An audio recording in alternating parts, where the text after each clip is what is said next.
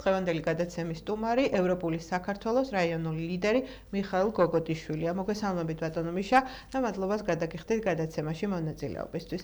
ალბათ ხვდებით, რისთვისაც ხართ მოწვეული, თქვენი მოსაზრება გვაინტერესებს მიმდინარე პროცესებთან დაკავშირებით. უკვე 3 თვეა არის საპროტესტო ტალღა, ხან ეს ტალღა ჩაცხრება, ხანაც აზვირთებულია, მღელვარია. თქვენი შეფასება როგორ ფაზაში ვართ ახლა, რამდენად მნიშვნელოვანი მოვლენები ხდება საქართველოში.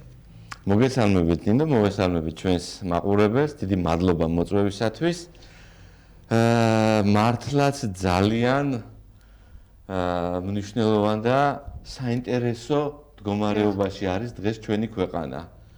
მე თქვენ იცით რომ არ მიყვარს რაღაც მიხვეულ-მოხვეულ ლაპარაკი, პირდაპირ მინდა ვთქვა რომ დღეს რომ ქვეყანას ყავდეს ნორმალური ხელისუფალი და ნორმალური ხელისუფლება, ამდენხანს უკვე გადამდგარი უნდა იყოს ხელისუფლება.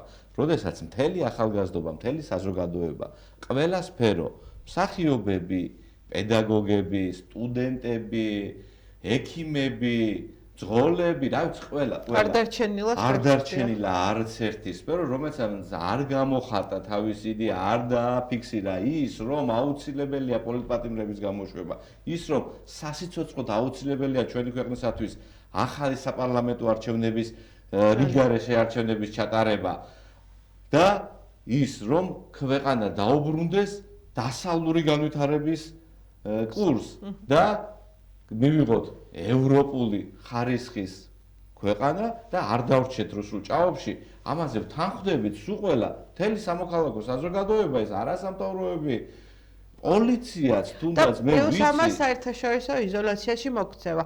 თქვენი აზრით, რატომ არ რეაგირებს ამაზე ხელისუფლება? საერთაშორისო ზეწოლაზე, არაღიარებაზე, არჩევნების საპროტესტო ტალღაზე კიდევ რა არის იმისთვის საჭირო, ვთქვათ, რომ მიიღოს გადაწყვეტილება არსებულმა ხელისუფლებამ და ჩანიშნოს ახალი არჩევნები, როგორც ამას საზოგადოების დიდი ნაწილი მოითხოვს.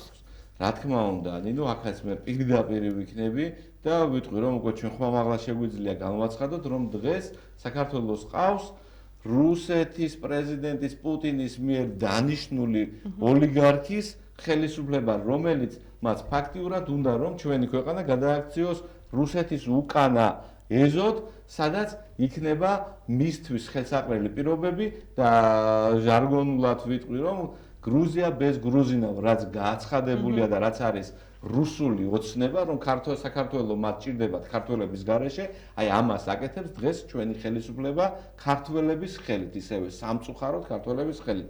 მაგრამ მე დარწმუნებული ვარ და მჯერავს, რომ ყველა ძალიან ბევრმა ადამიანმა დატოვა ქართული ოცნება, რომ მოვიდა, გვახსოვს ჩვენ რა სახეებით მოვიდა ქართული ოცნება ხელისუფლებაში. დღეს ეს ადამიანები ოპოზიციაში არიან, სულ სხვა ხალხი და არის დღეს ოლიგარქის გარშემო, დარწმუნებული ვარ ისინიც მიხვდებიან, დატოვებენ ნელ-ნელა და ეს რკალი დაუპატარავდებათ და ბოლოს ქართველ ხალხს ვერც ერთმა დამპყრობელმა ვერ გატეხა. შაჰ-აბასი მურმანყლო, რა ვიცი, 1000 დამპყრობელი ყავდა, მაგრამ ერთი ასეთი შედარებაც უნდა გავაკეთო, ყველა დამპყრობელი შემოდიოდა და გადიოდა, მაგრამ რუსეთი შემოვიდა და აღარ უნდა გასვლა, მაგრამ მე დარწმუნებული ვარ, რომ მალე მიიღება ის გადაწყვეტილება, რაც ქართველი ხალხის დაკვეთაა. იმიტომ რომ ჩვენ გვინდა ჩვენი ქვეყანა, ჩვენი ხვალინდელი დღისთვის, ჩვენი შვილებისთვის, ხო?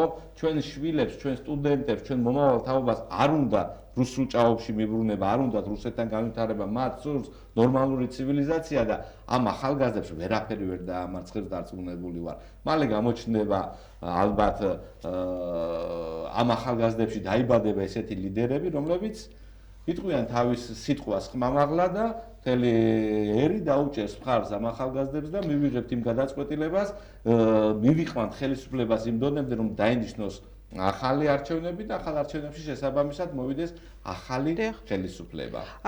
საპროტესტო ტალღა რამდენხანს შეიძლება გაგრძელდეს და მესმის ყოველ ჯერზე ყოველი სტუმარი იძახის, რომ გრძელვადიანი პროცესში ვართ შესული და ეს ასე ადრე არ დამთავრდება, მაგრამ ის პროცესში, რაშიაც ვიმყოფებით, ასეც არ შეიძლება დიდხანს გაგრძელდეს, იმიტომ რომ ფაქტობრივად კრიზისშია საქართველო. თქვენი პროგნოზი რა არის და როდის შეიძლება დასრულდეს ეს საკითხი.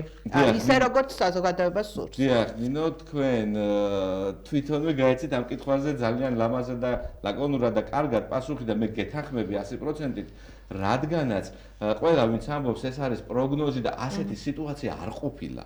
ასეთი პროგნოზი გაკეთება, მე თავშივე ვთქვი, რომ ნორმალური ხელისუფალი რო ყოფილიყო, ამ დროს უკვე გადამდგარი უნდა ყოფილიყო და უკვე არჩევნები ახალი უკვე დანიშნული და შეიძლება ჩატარებულიც ყოფილიყო, იმიტომ რომ მე უკვე მესამე თვეა მიმდინარეობს ეს პროცესი.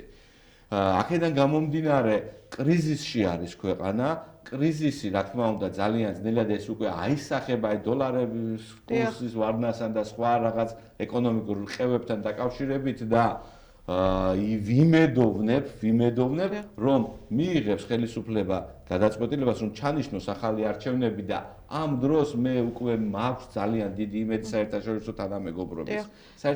თანამეგობრობის, რომლებაც თუნდაც სანქციებით, გაფრთხილებებით, არაღიარებით, რაღაცებით უნდა მიიღონ ზეწოლას კი არა, მაგრამ მითითება მისცენ ქვეყანას, მისცენ მიმართულება, აუხილონ თვალები ჩვენ ხელისუფლებას, რომ გადადგეს და ჩაატაროს ახალი არჩევნები. და რამდენად მოსალოდნელი რამდენადაა ის, რომ თქვათ გაიწელოს დროში ეს მოვლენები და მივიდეთ უკვე ადგილობრივ თვითმმართველობის არჩევნებზე. ამას თუ განიხილავს თქვენი პარტია და ზოგადად პარტიების როლი ამ ყველაფერში. ჩვენ ვნახეთ სამოქალაქო საზოგადოების როლი და ისინი მყარად განან, მაგრამ ანუ ეს აქციები და საპროტესტო ტალღა დაცლილია თითქოს პარტიებისგან და ანუ ტრიბუნაც კი არ არსებობს, სადაც გამოვლენ სიტყვით პარტიის წარმომადგენლები და ლიდერები და თქვენ როგორ ფიქრობთ და თუ გაგრძელდა დროში ეს პროცესი და მივედით ადგილობრივ თვითმმართველობის არჩევნებზე,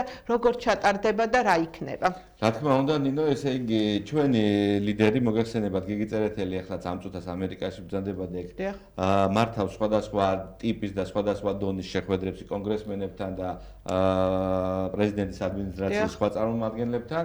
რა თქმა უნდა, როცა ჩამობრძანდება ბატონი გიგი, ჩვენ გვექნება უკვე სხვა რაღაც დასახული გეგმა, პროგნოზი და შესაბამისად ვიმოქმედებთ იმის შესაძლებლად, მაგრამ მე აქვე მინდა ვთქვა, მართალია, წინა პლანზე ჩანს ახალგაზრდები და ეს ძალიან კარგია და ესეც უნდა იყოს, თუმცა პოლიტიკოსები არსად არ წავსულართ, ჩვენც აქა ვართ. ოღონდ ცოტა გვერდიდან ვდგავართ და აი ზუსტად როცა საჭირო იქნება, მაშინ გამოვჩნდებით. მაშინ ვიტყვით ჩვენ საქმეს და ასევე ლიდერები იტყვიან თავის საქმეს და ეხლა ამჟამად პროცესები ისე ლამაზად მიდის და ეს აქციები ისე შვიდობიანად, ისე კარგად ორგანიზებულად, რომ ამას ზედმეტი ჩარევა არ ჭირდება. თუმცა ხელისუფლება იღებს ისეთ კანონებს და ისეთ რეგულაციებს, რომელიც ამ საპროტესტო ტალღის შენელებას ითვალისწინებს და ამას რამდენად გაუძლებს სამოქალაქო გაუძლებთ სამოქალაქო საზოგადოებას გაუძლებს და დარწმუნებული ვარ ნინო წეღანი კითხვა დასმული რომ ადგილობრივ არჩევნებამდე არ მივა სიტუაცია.